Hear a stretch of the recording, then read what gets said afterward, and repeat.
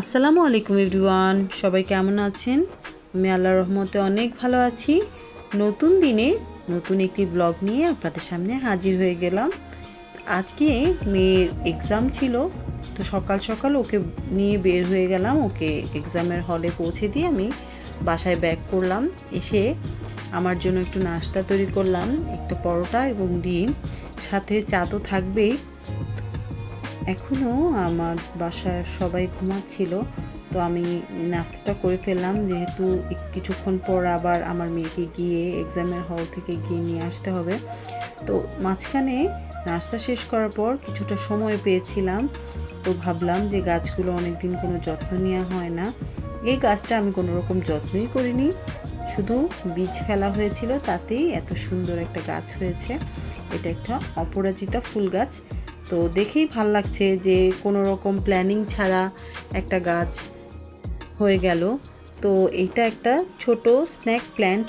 এইটার টপটা আমি ঝোলানো অবস্থায় ছিল, কিন্তু এটা টপটা পড়ে ভেঙে যাওয়াতে তো গাছগুলো একটু অনিশ্চিত ছিল। তো আমি ভাবলাম যে গাছগুলোকে একটু আলাদা করে অন্য কোনো টবে আমি রিপোর্টিং করে ফেলবো।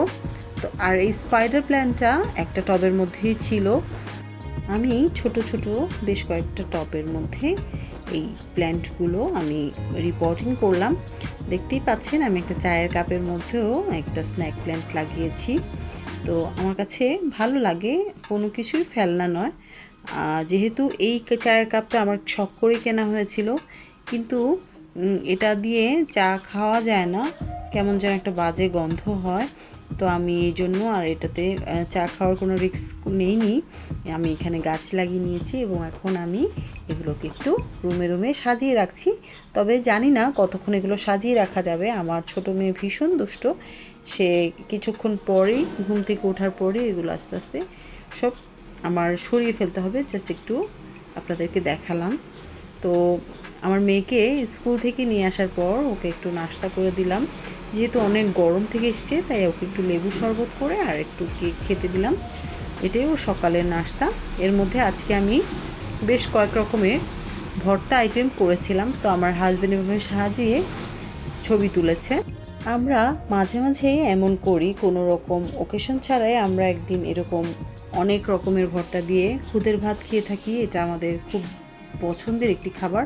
তো আমি এর মধ্যে দুপুরবেলা দুটো আমের আচার তৈরি করেছি। এটা আমার রান্নার চ্যানেলে আপনারা রেসিপিটা পেয়ে যাবেন। তো আমি যেহেতু আচারটা তৈরি করেছি আপনাদের সাথে শেয়ার করলাম। আচারটা তৈরি করার পর আমার মনে হলো যে আমার আচার রাখার জন্য খুব সুন্দর কোনো জার নেই। তো আমি হঠাৎ করেই মনে হলো যাই একটা জার নিয়ে আসি। তো আমি আর আমার বড় মেয়ে আমরা চলে গেলাম একটা জারের উদ্দেশ্যে। এখানে দেখলাম খুব সুন্দর একটা নার্সারি হয়েছে। তো যাওয়ার সময় আমরা একটু একটু ঢু মেরে যাব, তারপরেও একটু আপনাদের জন্য শ্যুট করে রাখলাম। বেশ বড় নয়, তবে খুব সুন্দর একটি নার্সারি। তো আমি আর আমার মেয়ে হেঁটে হেঁটে যাচ্ছিলাম। দেখুন এখানে কি সুন্দর হাঁসের দল যাচ্ছে, এত ভাল লাগছিল দেখতে। তো আমার মেয়ে একটু ভয় পাচ্ছিল, তো তারপরও আমি আপনাদের জন্য একটু শ্যুট করে রেখে দিলাম।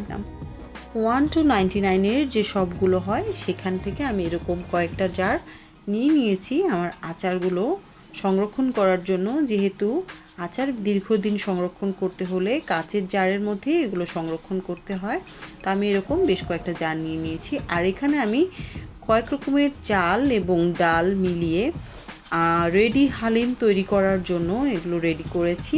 এটার প্রসেসটা আমি আপনাদের সাথে কোনো একদিন অন্য কোনো ভিডিওতে শেয়ার করব। তো আমি এখানে চাল ডাল বেশ কয়েক রকমের ডাল এবং পোলাও চাল আমি একসাথে সবগুলো মিক্স করে নিয়েছি।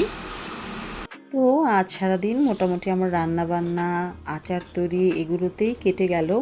মাঝে কিছুক্ষণ বাইরে ছিলাম, যেহেতু বলেছিলাম আমি জার কিনতে গিয়েছিলাম। তো আজকে ডিনারটা আমরা শর্টকাটে করে ফেলছি।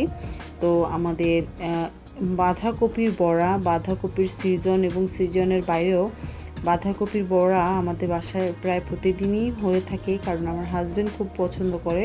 ওকে নিষেধ করলেও ও ওটা আনবেই এবং ওর জন্য এই যে বড়াটা তৈরি করে নিতে হয়।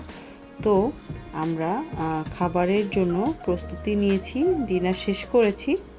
তা এখন বাজে রাত 1:30 আমার হাজবেন্ডের হঠাৎ করে আমের শরবত খেতে ইচ্ছে করেছে।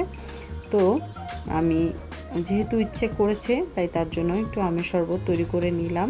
সবাই অল্প অল্প করে খেলাম।